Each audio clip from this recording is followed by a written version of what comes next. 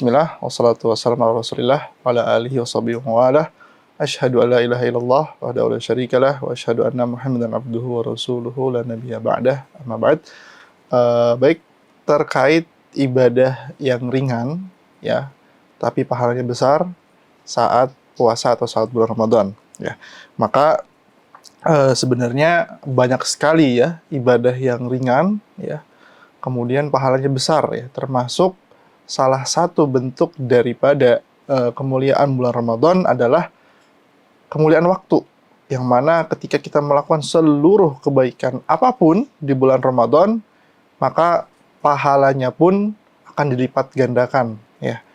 Akan tapi kalau kita melakukan keburukan di bulan Ramadan, jangan salah, balasannya pun juga bisa dilipat gandakan, ya. Maka kalau ditanya perihal ibadah yang ringan, yang bisa dilakukan tapi pahalanya besar, adalah seluruh amal ibadah yang bisa dilakukan di bulan Ramadan. Maka kita harus ketahui kemuliaan tersebut, ya, kemuliaan yang terkandung di dalam bulan Ramadan adalah apapun ibadah yang dilakukan, ya, sepanjang dia memenuhi syarat-syarat diterima ibadah, yaitu ikhlas karena Allah Subhanahu wa taala dan ittiba Nabi, yaitu mengikuti tuntunan Nabi SAW, ya, maka amalan tersebut akan dilipat gandakan pahalanya, ya.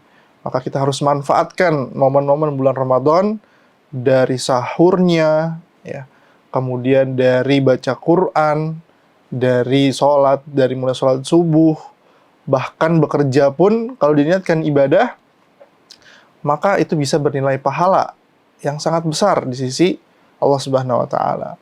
Kemudian ia menunaikan seluruh kewajiban-kewajiban saat bulan puasa, saat berpuasa gitu ya, menahan daripada makan dan minum dan syahwatnya dari mulai terbit fajar sampai maghrib, ya.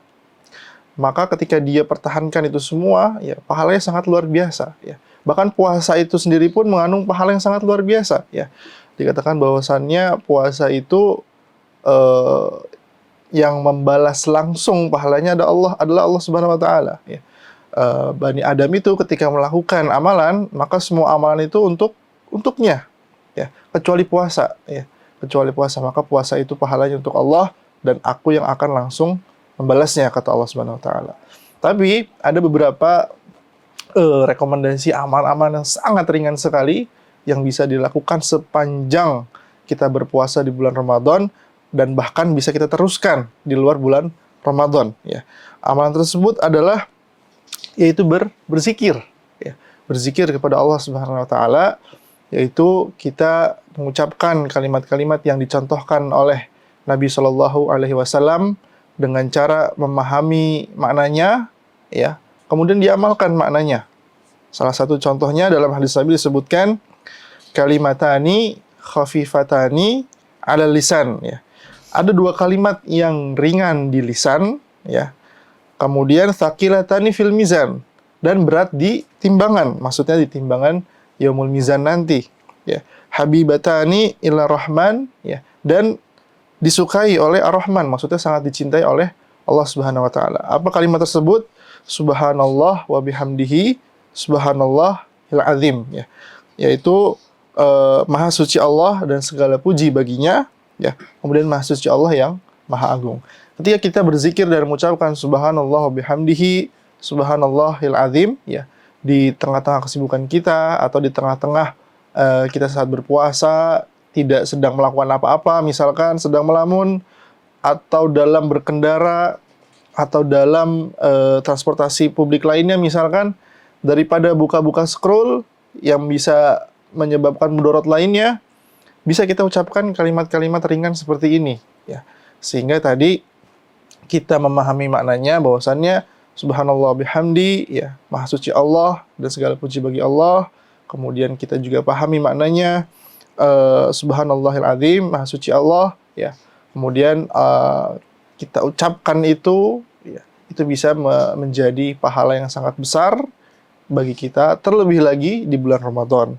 Selain itu banyak sekali, ya, pahala-pahala yang bisa dilakukan, ya. salah satunya mungkin dengan berakhlak kepada sesama muslim, ya.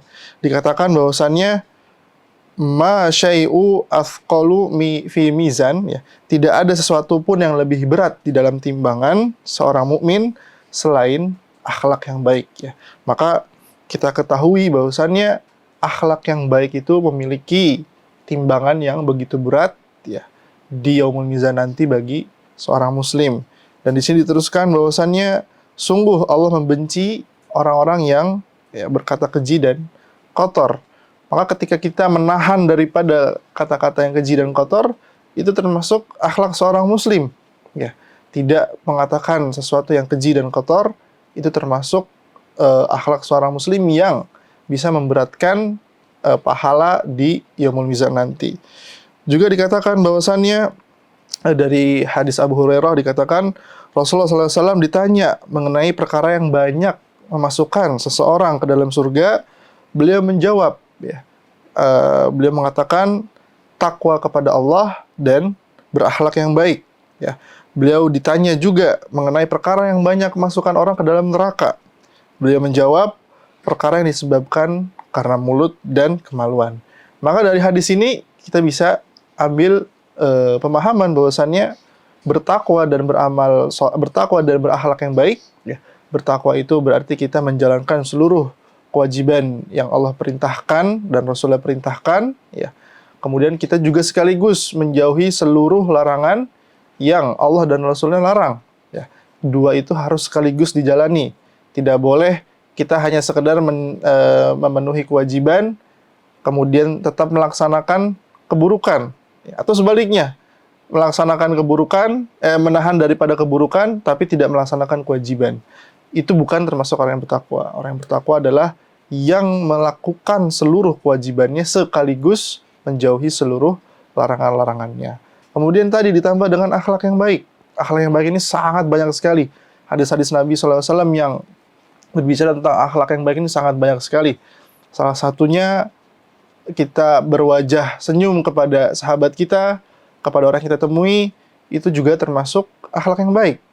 Kita menyingkirkan duri atau mungkin batu di jalan, itu juga termasuk bagian daripada akhlak dan iman, ya.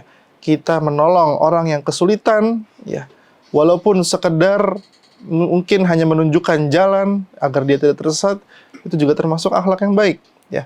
Kita mentraktir teman aqua mungkin, itu juga termasuk kepada akhlak yang baik. Sehingga akhlak yang baik ini sangat banyak sekali dan tadi ganjarannya sangat begitu besar. Oleh sebab itu, teman-teman sekalian di bulan Ramadan ini maksimalkan untuk menjaga kewajibannya sebagai seorang muslim, yaitu melaksanakan sholat, kemudian menunaikan ibadah puasa, dan menahan diri daripada berbuat keburukan, ya. Itu pahalanya sangat-sangat besar sekali, ya. Bahkan ketika seorang meninggalkan dosa karena ia tahu bahwasannya hal tersebut dilarang oleh Allah dan Rasulnya, ya, maka bentuk dia meninggalkan dosa itu bisa mendatangkan pahala berikutnya, ya. Lain daripada ketika dia melakukan dosa tapi karena malas, misalkan mungkin ada seorang yang merokok gitu, ya, dia berhenti merokok karena malas aja gitu, ya, maka itu tidak bisa mendapatkan pahala, ya. Mengapa? Karena niatnya itu bukan karena Allah Subhanahu wa Ta'ala. Maka ketika ingin menjauhi dosa, niatkan bahwasannya Allah Subhanahu wa Ta'ala itu melarangnya, Nabi SAW itu melarangnya, sehingga niat kita bisa diganjar pahala oleh Allah Subhanahu wa Ta'ala, sehingga banyak sekali kebaikan yang kita bisa dapatkan daripada meninggalkan kemaksiatan. Demikian yang bisa saya sampaikan. Wabillahi taufiq wal hidayah. Wassalamualaikum warahmatullahi wabarakatuh.